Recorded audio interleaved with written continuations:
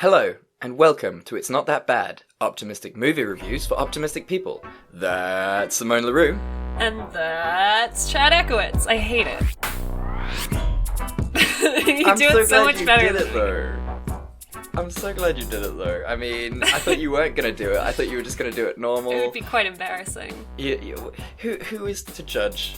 No one is here to see you do it, and only 1,000 people or more will eventually hear you do it. We can dream. We do dream. I mean, yeah. This is the goal for us millennials. This is essentially our gold rush, I would say.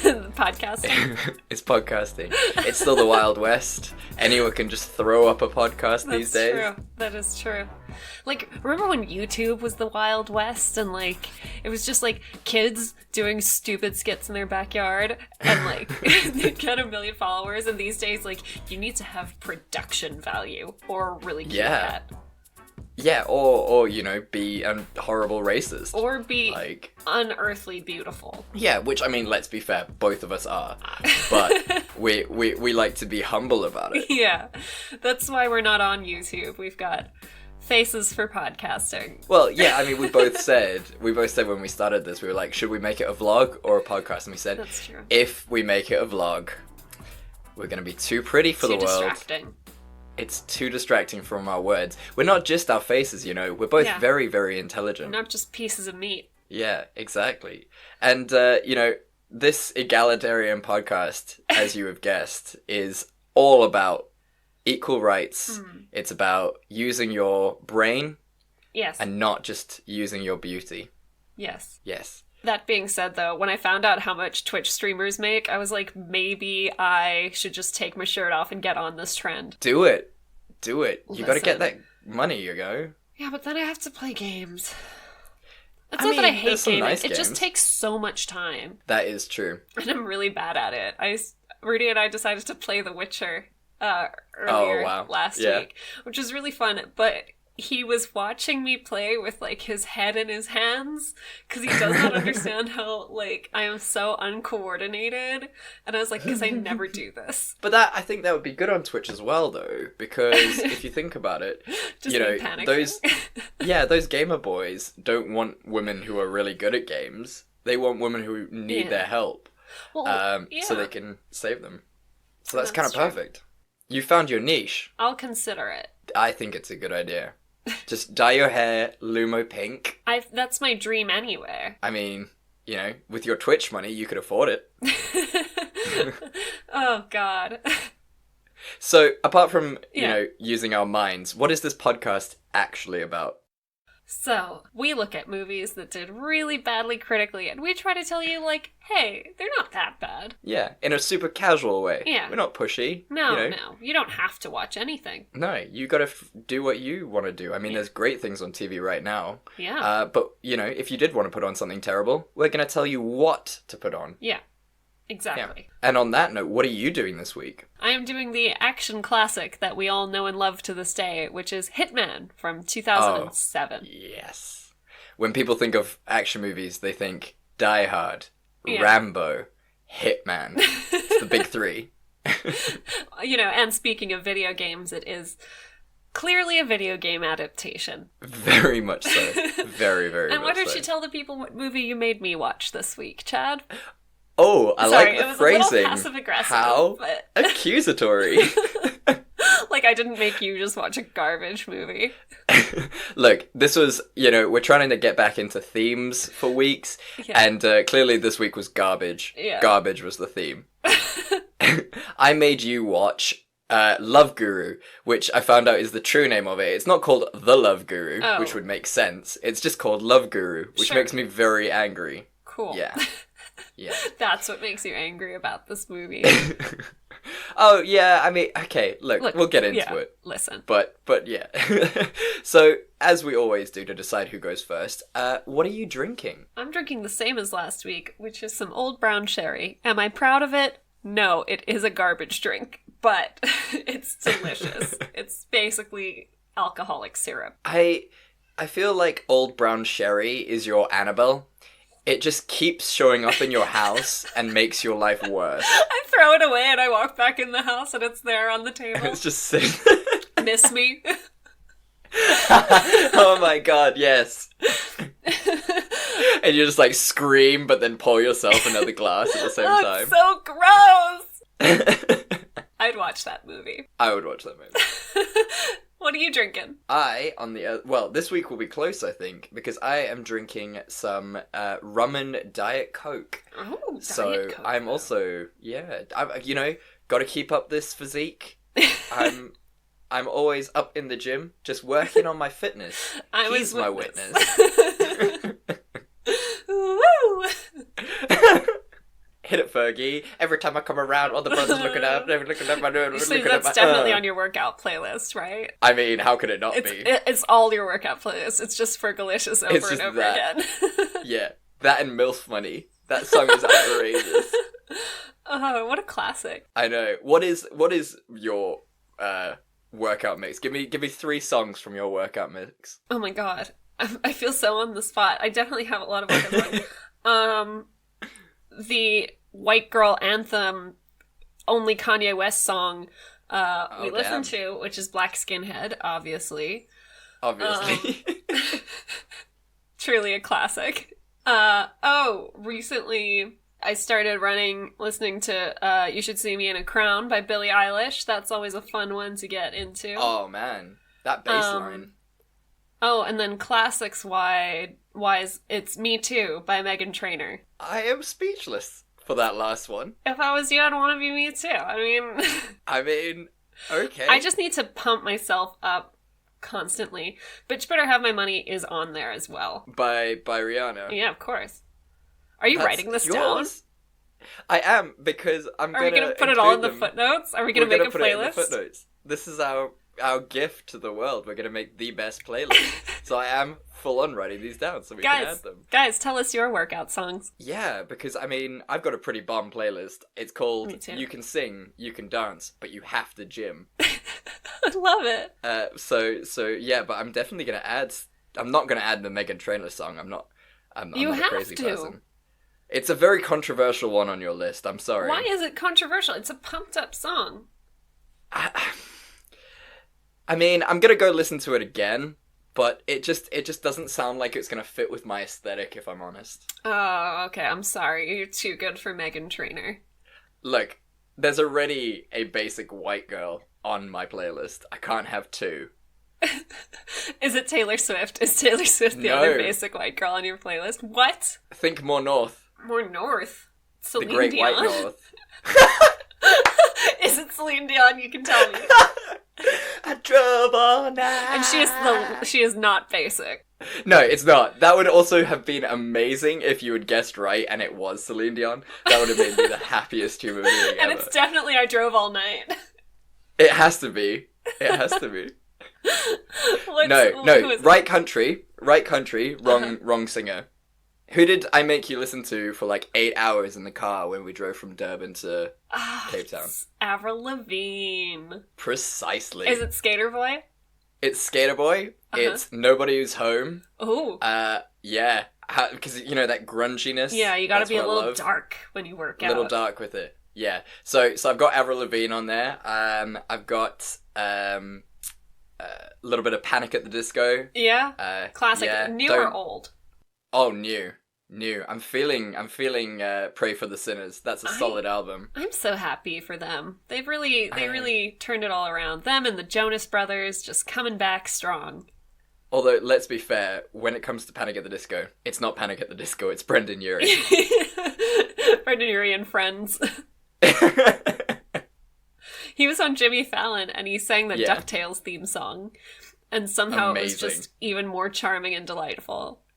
He is charming and delightful. He is. I saw him live, and the band forgot a song. Mm-hmm. They forgot how the tune went for one of their own songs, and so they discussed it amongst them while on stage for like a good 5 minutes while everyone was just sitting there like, what's happening? And then he was like, okay, we figured it out, guys. You're better than Jesus. Thanks for waiting. And I was like, thank you. What angels. I am better than Jesus. And I don't want to judge. We don't know what we'd be like on stage. We would be terrible. And then I would say my last is the entire Southpaw soundtrack, because nothing makes you feel more like a beast than that soundtrack. Yeah, Beast by Rob Bailey and the Hustle Standard. Like, that's a dangerous song to use, though. You know, like, you've got to time it right, because no matter what you're doing, you got to go hard doing it. Like, if I'm running and that song comes on, it's a sprint. And it's a 6-minute song, so you've got to pump it. Yeah. So that was fun. I really enjoyed our new segment. What 3 songs are on your playlist? This is our podcast. Our mini talk about a mini-sode. So what percentage is your alcohol? I think it's like 14. I don't think it's very high. I think yours is higher. Yeah, mine is higher. Mine's 37. Cool. So we get to get the Love Guru out of the way first. Let's do it. And then I never have to think about it again. Let's do a synopsis. Okay, tell me what happens. Okay. Because we genuinely don't know. So, the Guru Pitka, played by Mike Myers, is the second best spiritual advisor in the world. The only guru better than him is Deepak Chopra. Pitka has always been jealous of Deepak Chopra's fame and wealth and knows that he would be just as big as him if he could only get onto Oprah. Pitka also wears a chastity belt because the guru who taught him, Guru Tuggin Mapuda, played by the Oscar winner and knight Ben Kingsley, said that he cannot love another. Yeah, I know. Tuggin Mapuda, Oscar winner. What year did this movie Knight come of the out? British Realm. This was 2008, I believe. Good lord. Yep. No, surely not. I'm pretty sure. I'm going to double check for you right now. Please. Yeah, 2008. Good lord. I thought this was like scary movie times. Oh, no. You know, like 2002. Oh, no. Way after that, my friend. This was when we were starting to become politically correct. Not fast enough. I think this is what did it, to be honest. I think they were like, Everyone not watched cool. The Love Guru and they're like, pack it up, we're going home. We're done. This is why we can't have nice things. I mean, that's how I felt today, so. Yeah. Guru Tuggin Mapuda. Jesus Christ. Just... Sure. I can't. Sure. I can't do it. Just We're done. work through it. Guru Tuggin Mapuda said that he cannot love another until he learns to love himself. In the meantime, hockey star Darren Roanoke, played by Romany Malco, has just split up from his wife, Prudence, played by Megan Good. Prudence has also started to date Jacques Grande, played by Justin Timberlake, who, as the running gag of the film goes, has a massive penis. Also, Jacques plays for the enemy team, the New York Kings, and because of the divorce... Is it the New York Kings or the LA Kings? I can't remember. I'm pretty sure, I don't know anything about hockey, but I'm like 90% sure that LA's team is called the LA Kings. Okay, I'll change it to the LA Kings. It's literally the only time I mentioned it. So, well, you know, we just don't. Hockey. As you know, hockey fans are a huge part of our listenership. That's true. It's hockey fans and the Koreans. One of those is true. Yeah.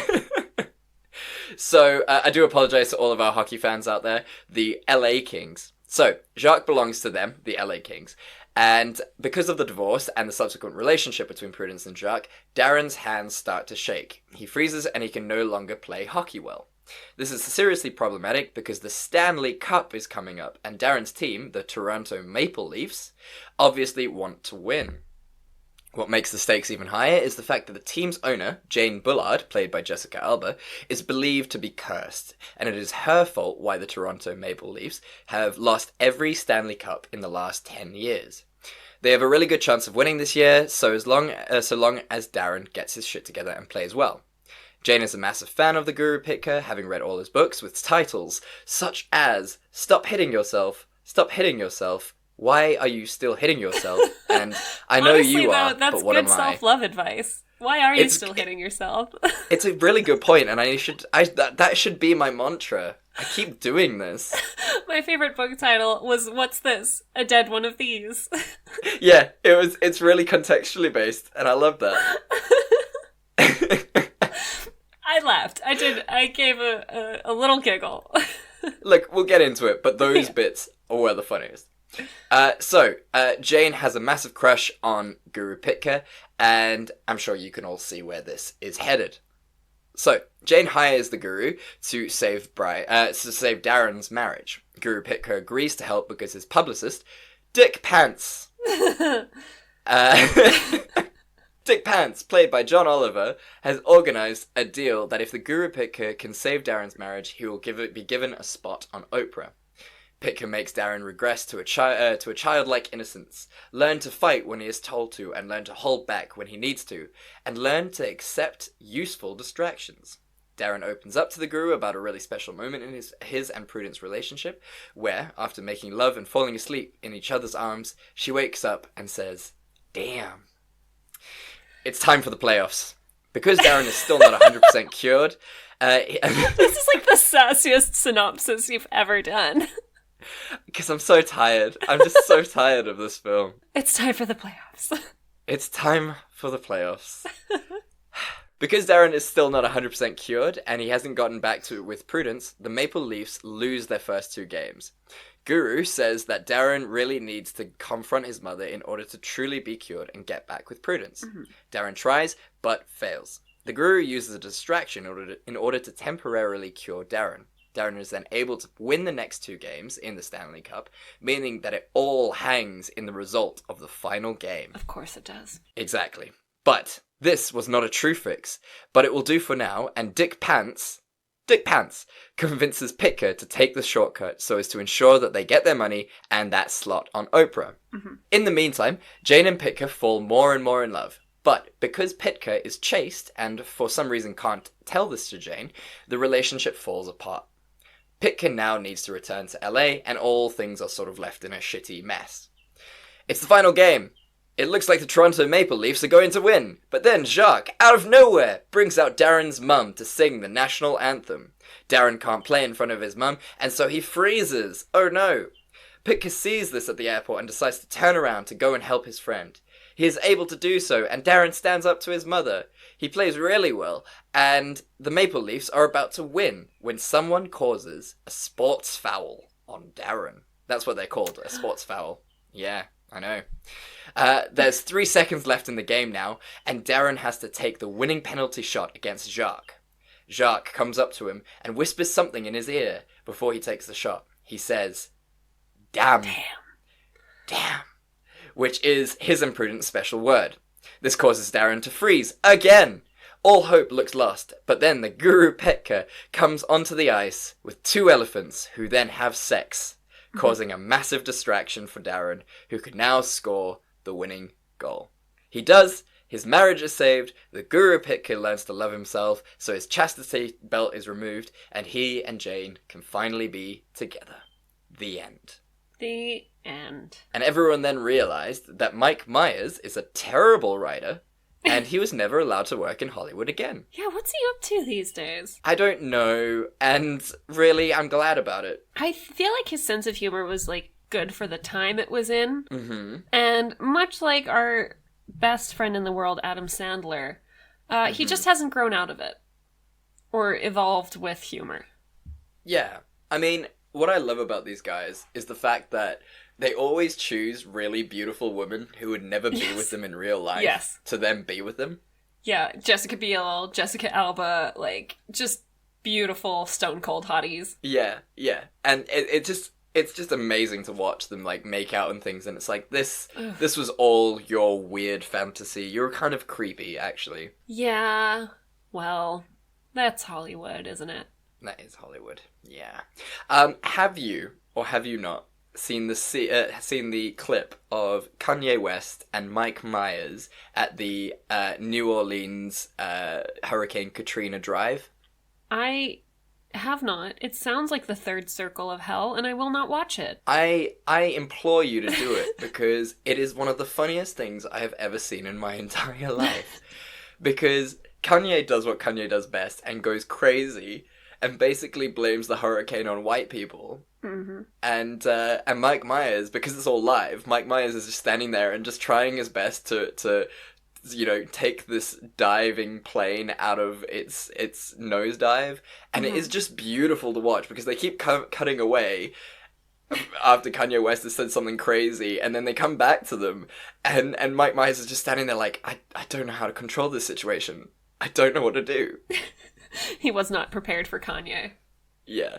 So, I mean, we've got to link it in the footnotes, and if you get a chance to watch it, really, do yourself a favour. It is one of the best videos on the internet.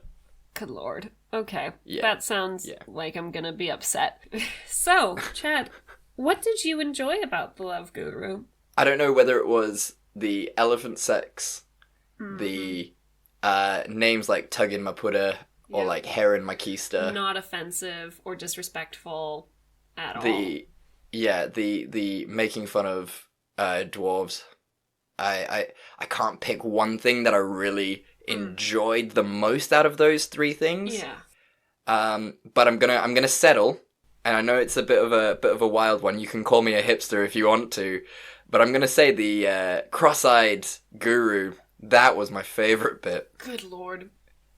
And it was right on the tail end of like when apparently to be funny you had to be really disgusting. So that's always fun to see when you're eating. Oh, were you eating? Why do you keep making this mistake? I keep trusting movies and watching them while I'm eating. These are terrible mistakes. You need to eat before or after, but never during. Never during. I just like are we done as a society with just like really gross shit in movies? I think we're getting there. I think we're almost out of it. I live in hope. I was thinking about that recipe of lychees or lychees, as the Northern Hemisphere calls them, wrapped in pastry, and then deep fried. That doesn't sound tasty. Does that sound tasty to you? I mean, I assume they're removing the seed. I guess it could. I feel like lychees taste better fresh, but maybe the caramelization tastes nice. I've never had them cooked. I don't know. I don't think it would be a nice cooked food. I like fruit in pastry a lot, but some fruits are better cooked than others. That is very true. But in all seriousness, there are bits in this that are actually genuinely funny. Sure. Like the book titles. Yes. They were brilliant. All of his acronyms. They were super funny. Hilarious. You know, that's the really funny thing, and I think this movie, in a weird way, really sort of reflects on society and our love for acronyms and for like, you know, double speak and things like that. We much prefer like a really simple sentence that just goes back on itself than anything of actual merit. I mean, we like any simple solution, right? Like, this is why, like, people always claim to have, like, this ideal diet and just do this one weird thing and you'll lose weight. And it's like, well, weight loss is actually complicated. Yeah. But, like, sure, just cut out protein forever and you'll lose weight, or cut out carbs forever and be miserable, but, like, sure, you'll lose weight. Yeah. I still think the cholera diet that I came up with is the best one. Just get cholera? Just contract cholera. You'll be absolutely fine. So skinny. So skinny. Be ridiculous. What did you enjoy about this film? I think much the same as you. I think, you know, it also is a little bit making fun of people who, like, you know, gurus were obviously a big thing then. They still kind of are now, I think. Yeah. I don't associate with people who follow gurus a lot. Just I haven't met one who doesn't make me uncomfortable. Yeah. But, like, you know, just this thing where you're listening to this guy just spout crap at you and, like, really common sense stuff, but they're acting like they alone have the answers. So I think it was kind of cool from that point of view of sort of making fun of it.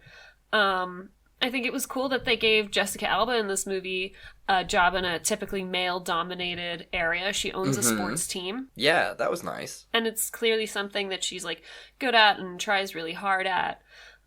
So that was cool. I mean, it was a bit cheapened by the fact that they only really did that to make her the love interest. But, you know, there are lots of ways to make someone a love interest. She could have been the owner's assistant. Yeah. So that was progressive-ish. Yeah, that was nice about it. And I think it does speak a truth. I mean, if it is trying to be a farcical about gurus, like you said, and the fact that these guys are like, oh, you know, it's not about material goods, and yet they're living in mansions and taking private jets. Yeah. It's the same with, like, religious houses and things like that. Like, they're, in the States especially, like, all religions are tax exempt.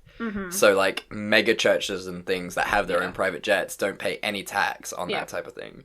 And so if it is being really farcical about that, that's great, because it's showing how super dumb that type of thing is. Like, and I would never take it away from anyone. Like, believe in what you want to believe in. Like, that's fine.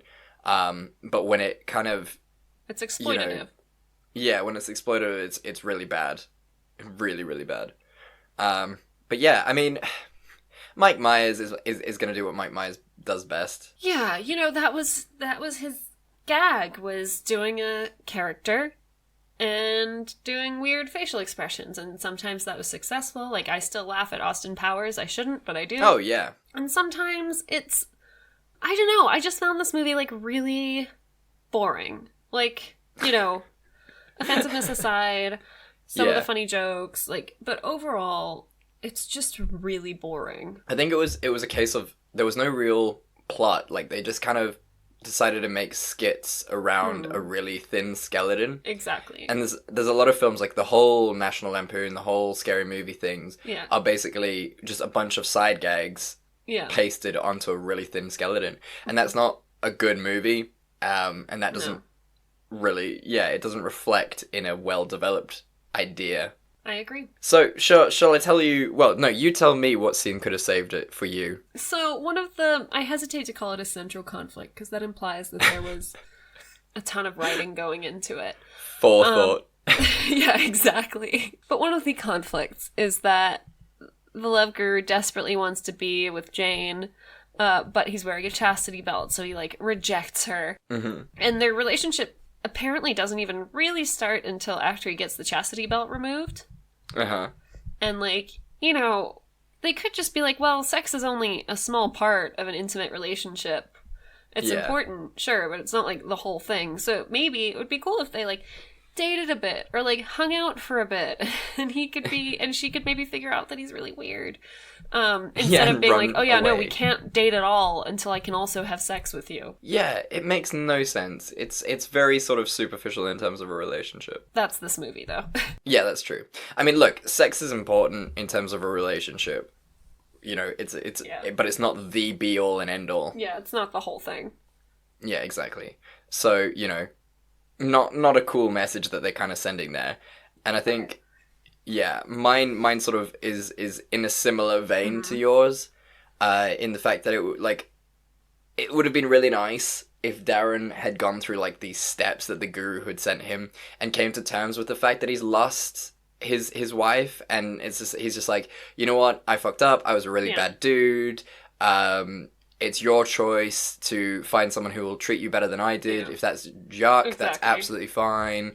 But I'm doing this now for me. I'm winning for me because I'm the best at this. Your relationship with me is completely separate, and if you want it off, that's absolutely fine. Yeah. I completely understand. And then she can be like, she can make the choice because, you know, she's a woman and has autonomy. No. Excuse me, Simone, a man is talking. Do you mind not interrupting me, please? So, yeah, I think that would have been a really nice message, but instead we got elephants fucking. Mm-hmm. So, good choices all around, I would say. I would agree that this is maybe not the movie to watch if you want to learn about healthy relationships, but then it never was.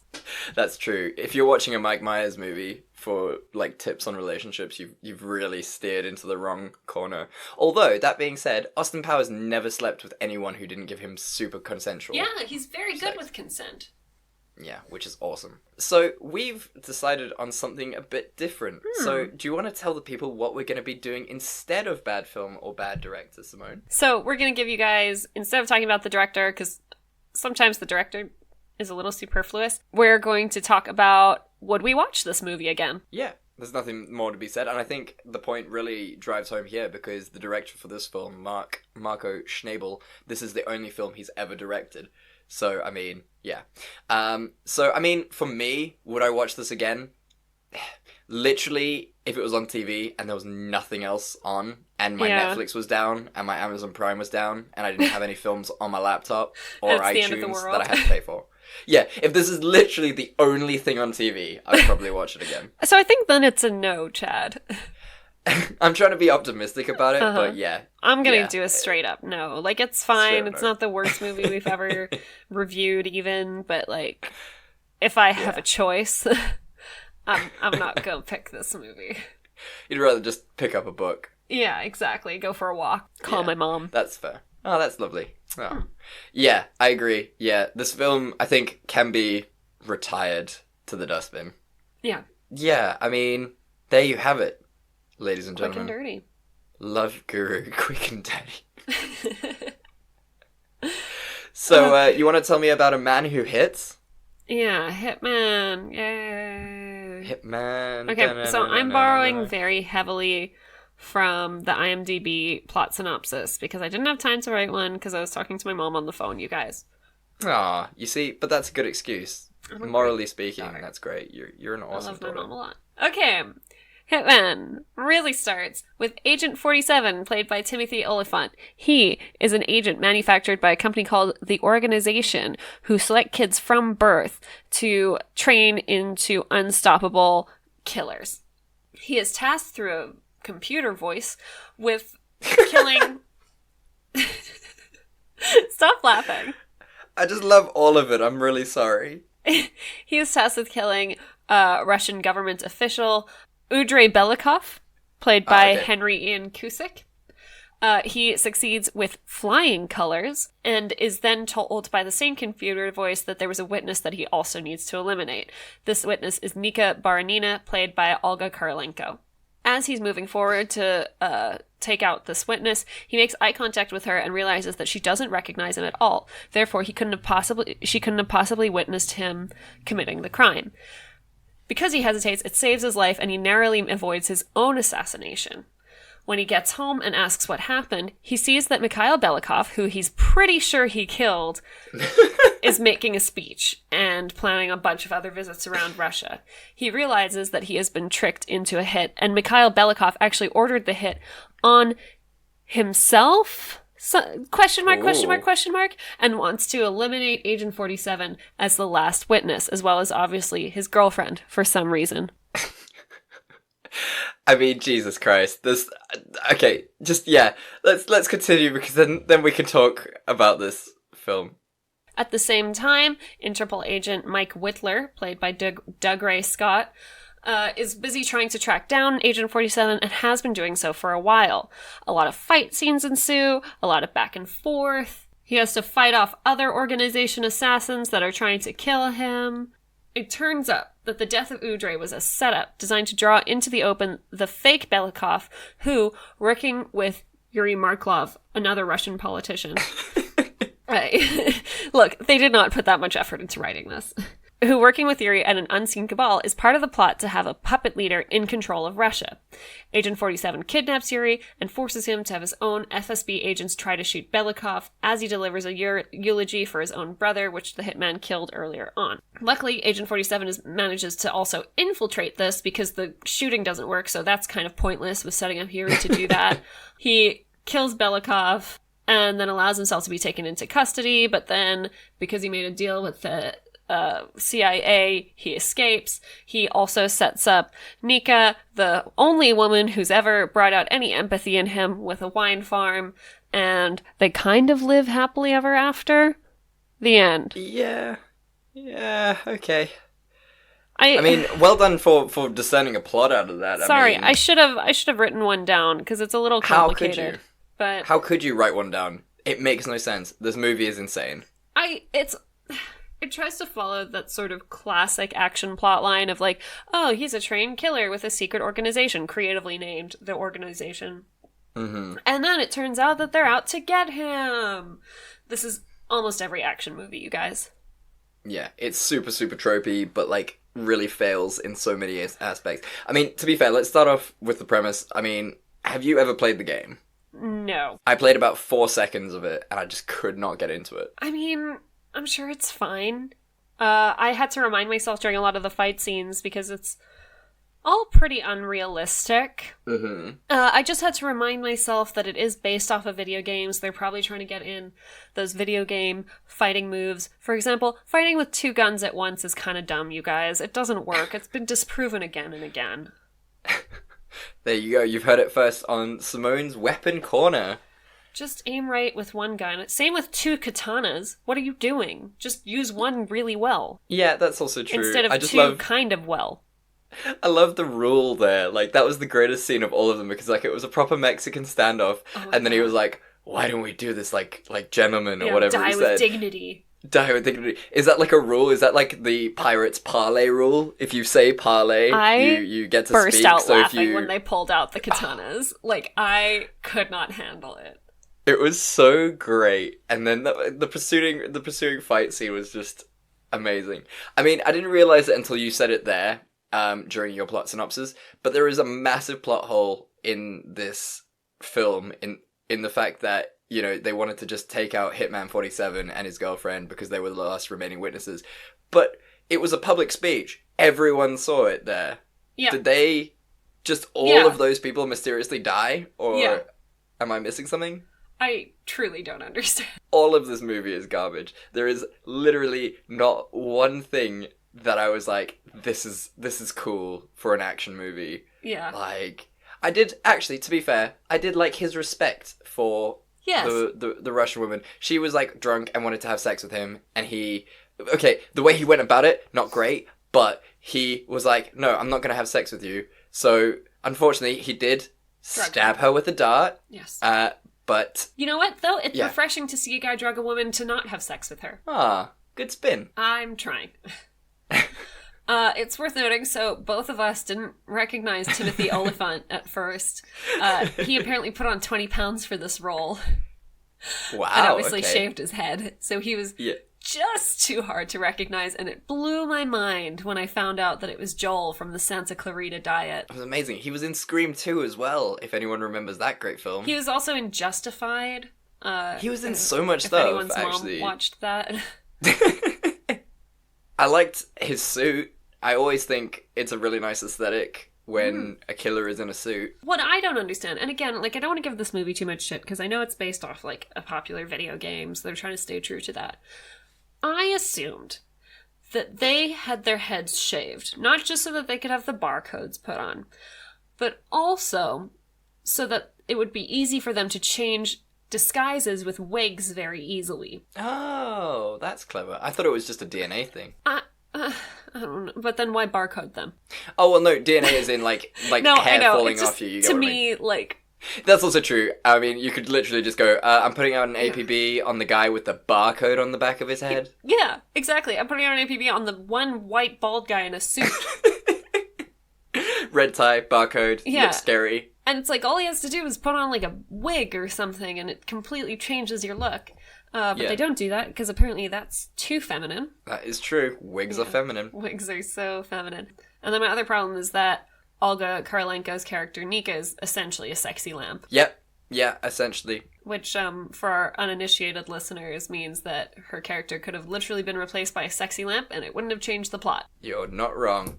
I also love the fact that when he walks into the younger brother's drug den, and the one guy goes really loudly, he just goes, "That's not Price," and the guy's like, no one else reacts. Like, he says it at conversation volume, and everyone's just completely fine with this. What was kind of fun for me is when the brother's, like, explaining all the gun stuff, Rudy was sitting next to me, he's like, none of that is right, though. And I was like, oh, maybe they researched the script, like, really poorly. And then, like, the hitman's like, everything you just said about these guns is wrong. So we were like, someone did research. Double twist. Crisscross. Yeah, there's not really much you can say about this movie. If you're just looking for something actiony but not something good, this is the film. Have it on in the background while you get on with stuff, you know? Yeah, it's good for noise. It reminded me a lot of Catwoman in terms of, like, really jumpy shots in fight scenes. I mean, also there's, like, what makes a story interesting is central conflict in the character. And there isn't any, really. Like, he's first working for the organization, which apparently he's not even that loyal to, because he doesn't look all that betrayed when they do betray him. He's just like, oh, I guess I'm fighting everyone now. He doesn't seem to recognize, like, his buddies from the days when they were tortured as children. So, like, you don't get a lot of emotion out of him.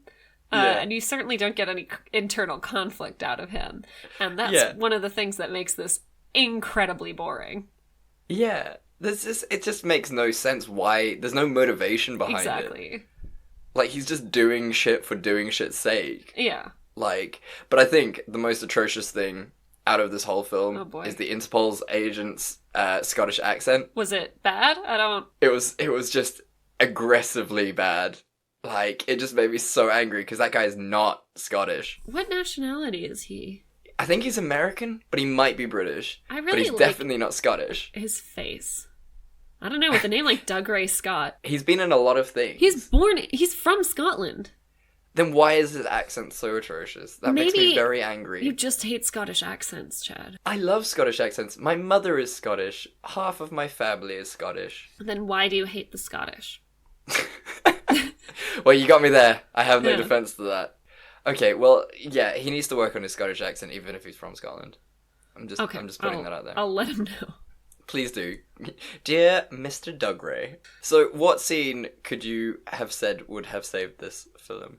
Look, I will say the fight scenes were really good, and maybe they should have done more of those. They were relatively well choreographed and interestingly shot. Mm-hmm. But yeah, like I said, it would have been nice to see some sort of internal conflict in the character. Yeah. He doesn't seem super torn up about the fact that he was betrayed. He doesn't seem super torn up about killing a bunch of people. I suppose maybe it shows a bit of remorse when he asks the Interpol agent, like, when does a good man know to kill? But he doesn't really seem to learn anything from that because he immediately goes on and, like, kills a lot more people.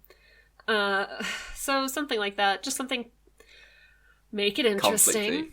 Conflict-y. What would have saved it for you? We don't say this very often in this podcast, but I would have really enjoyed an origin story.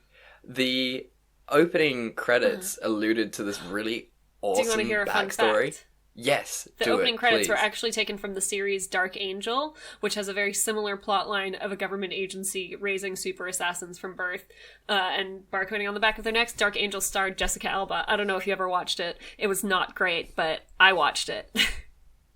That sounds amazing. The fact that they stole it from another thing. Well, I assume they bought the footage or whatever. Yeah, obviously. Yeah. That is lazy. Yeah. They were just like, oh, we have like a similar thing. Like, do we want to hire child actors again? No. I'll just steal these guys. That's yeah, fine. We'll just, hey guys, can we grab some footage? So that's where it was from. Amazing. That makes me incredibly mad. So, yeah, I mean, like, an origin story would have been really cool. Yeah. It looks really cool from those opening credits. Yeah. I mean, I love a good Christian... Yeah, I love a good Christian motif. There was a second one of these films. There is a sequel. So, it's not unjustified to ask for an origin story. Yeah. Especially with the lack of conflict throughout this film. It would have been great to have something to care about. Something, anything at all. Yeah, exactly. So, that makes me really mad. So, I mean, I think we've answered the question, but would you watch this again? If I were flipping channels and it was on TV. Would you stay on it? Not if I immediately found something better, which is likely. So, I guess no. Like, if it were up to me, I wouldn't watch it again. That's fair. Yeah. Would you? There's only one situation that I would watch this again. Uh-huh. So, it's now the year 2028. Uh-huh. I'm married.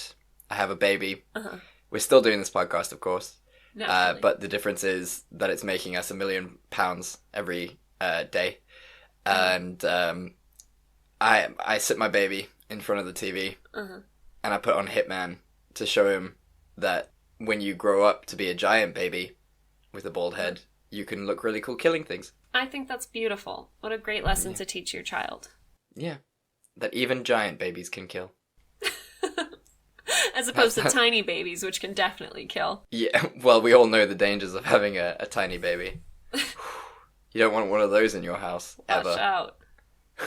So yeah, I think I'm going to be a great parent, and that's the only situation where I would watch this film again, I think. Cool. There we go, everyone. There it is, you guys. Oh, wait, no, last segment, because, I mean... Things will change next week, which we'll discuss in a second. But we've got an announcement for you guys. So what do you think is going to be amazing? I think I know what you're going to say, but I want you to say it. Do you? I think I do. I saw the trailer. Surprisingly, I saw the trailer for Ford versus Ferrari. Oh, okay. No, that's not what I was thinking. But yeah. And it actually looks really good. And I thought that I hated race car movies until I watched Rush. Rest in peace, Niki Lauda. And I loved Rush. So I'm excited for this too. It's got Christian Bale, it's got Matt Damon, it's got The Punisher. I'm ready. I have not seen it, so I have not seen the trailer, so I'm excited to see that. And I mean, if you recommend it with your sort of lack of love for traditional race car movies, I'm excited to see it. Sports movies of any kind, let's be honest. Yeah, they're all terrible. Like, let's be fair. If I wanted to watch sports, I'd watch sports. This is also why we haven't covered a lot of sports movies. Yeah, that's also true. Maybe one day, guys. But not this day, my friends. No. I thought, you were gonna say Annabelle because the new trailer dropped. Oh shit! Yeah, I am excited. But I haven't watched the new trailer because I don't want to like miss out on all the jump scares. You know, like I want it to be pure. I get you. I want to squeeze Rudy's arm so tight in the cinema that he loses blood flow. That's fair. Again.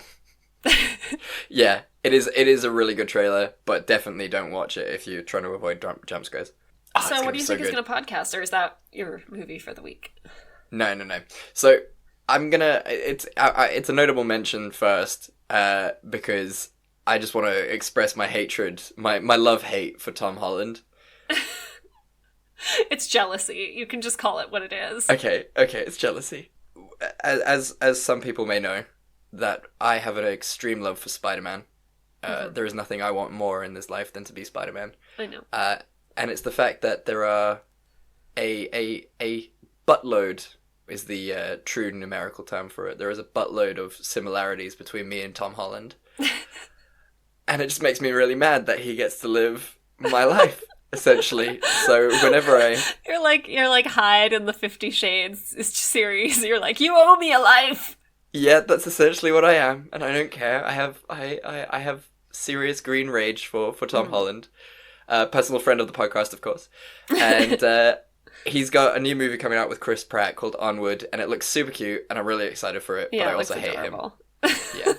So you're excited for the movie, but you're not excited that Tom Holland, once again, is stealing your role. Yeah, exactly. It's not like I'm trying or anything, like I'm not trying to act anymore, but if I were... If I were trying, it would be over for him. He'd be done, that beautiful man.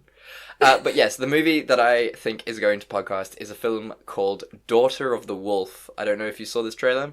So basically, it looks like crap. But apart from that, it's basically a action movie. It's a survival movie, basically. So a young hot mother, of course, has her son kidnapped by sort of grisly older men. Mm-hmm. She's what they don't realize is she's actually part of the army. She's military, and she goes through the wilderness, the Alaskan wilderness, to go and rescue him, taking down the guards, essentially, and wolves. So it's a gender swap taken? Yeah, essentially it's a gender swap taken, but in snow. Cool. So Hannah. Yeah, essentially.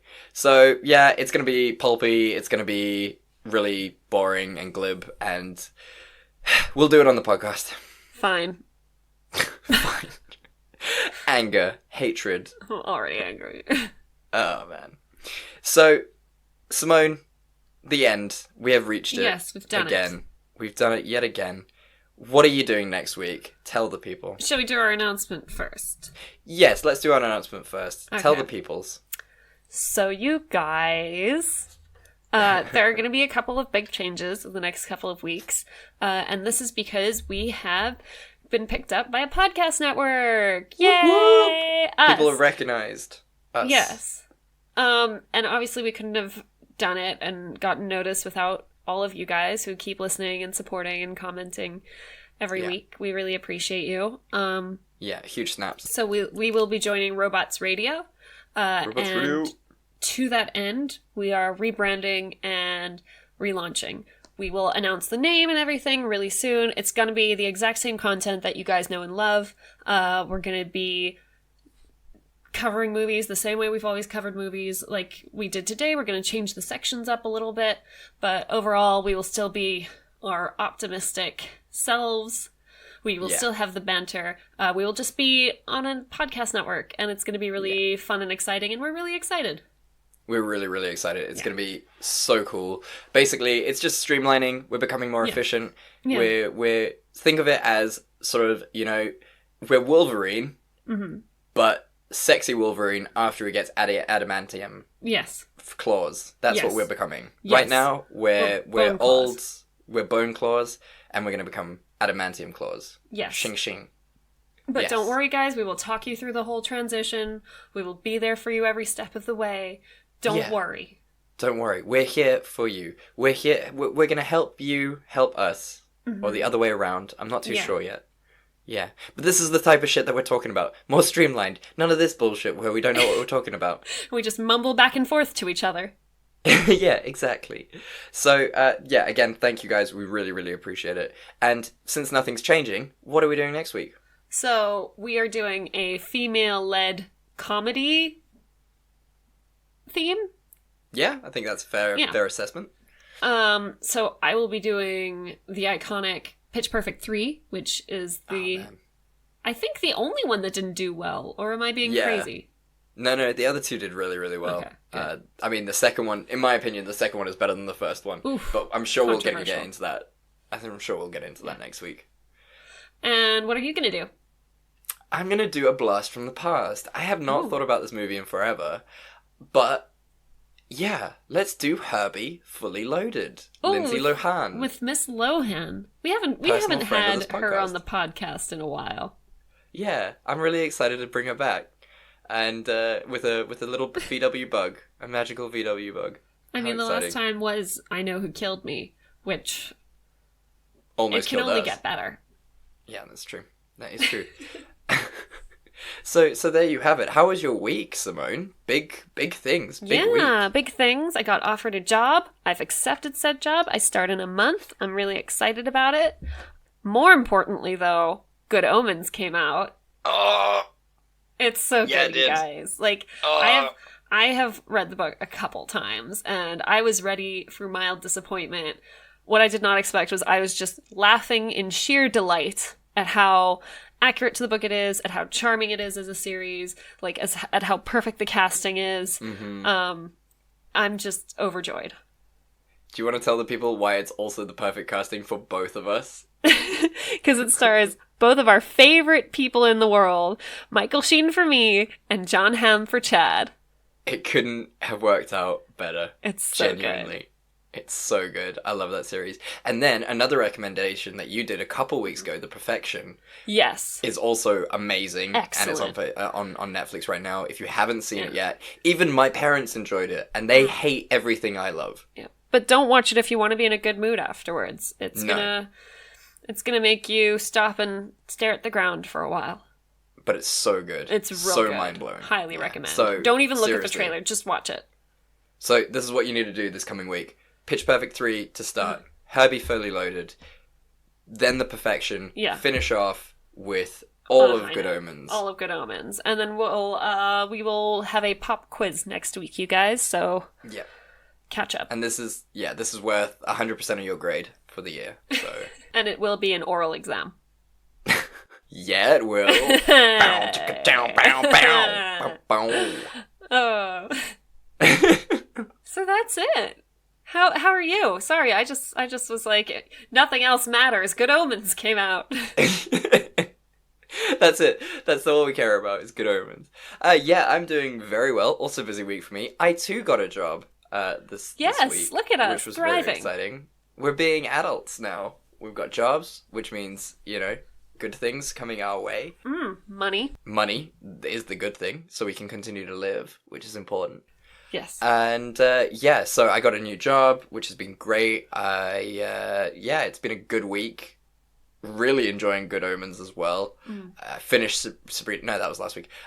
It's just been a solidly good week, and I'm glad to be done searching for jobs for a while again. I went down to London on Saturday and wrote another exam, which went well. Yes, I'm glad. Yeah, it went really well. Although afterwards it was terrible because my phone died, so I went to a kiosk to go buy a new charger, which cost me £10, and it was the wrong charger because the salesman was a dickhead. So that was fun. That was a really enjoyable £10 to spend when you don't have any money at the moment. But apart from that, very, very good week, and I'm really looking forward to an optimistic future for both of us. Look at us.